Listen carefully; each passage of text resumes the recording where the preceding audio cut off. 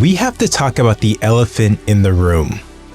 Premiere Pro is no longer called Premiere Pro. With the 26.0 update, Adobe has officially dropped the Pro from the name. What you've known for years as Premiere Pro is now simply called Premiere on desktop, and on the mobile app, it's now called Premiere on iPhone.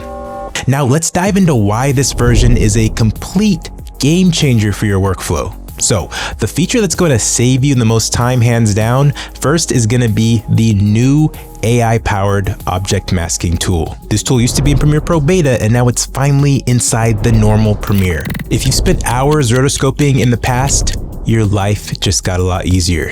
You can now literally just hover over a person or an object, click once, and the AI handles the mask and the tracking automatically. It's significantly faster than other old methods like say Rotobrush 3 and After Effects because it uses a completely new AI model, and the precision is honestly pretty impressive. But Adobe didn't just stop at AI. They completely redesigned the shape masks. I'm talking about the rectangle, ellipse, and pen tools. They now have intuitive handles right in the program monitor. You can round off corners or constrain lines visually without having to constantly jump back into your effects control panel.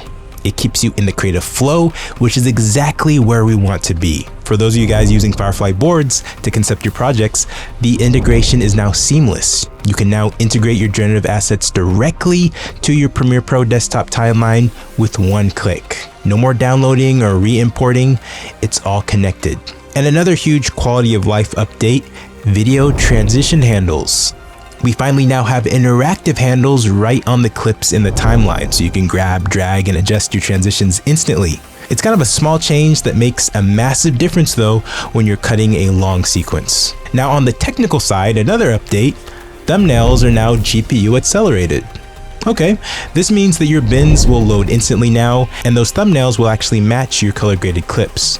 Plus, here's another thing, if you're using a new Copilot Plus PC, they finally have native support for Windows on ARM, which just means better performance and a better battery life for editing on the go. And now another update for my Nikon shooters, if you guys actually exist. You've now got native support for the Nikon R3D NE format, including that sweet 32-bit flow audio. This update is all about removing the friction between your idea and the final export. Version 26.0 is live now in the Creative Cloud. My advice, finish your current client projects before you hit that update button, but once you're clear, jump in and check it out. It's pretty dope.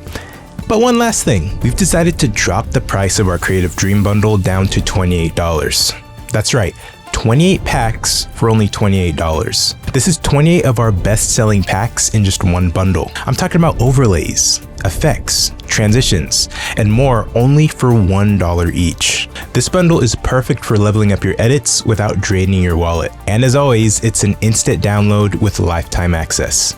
Check it out in the description below.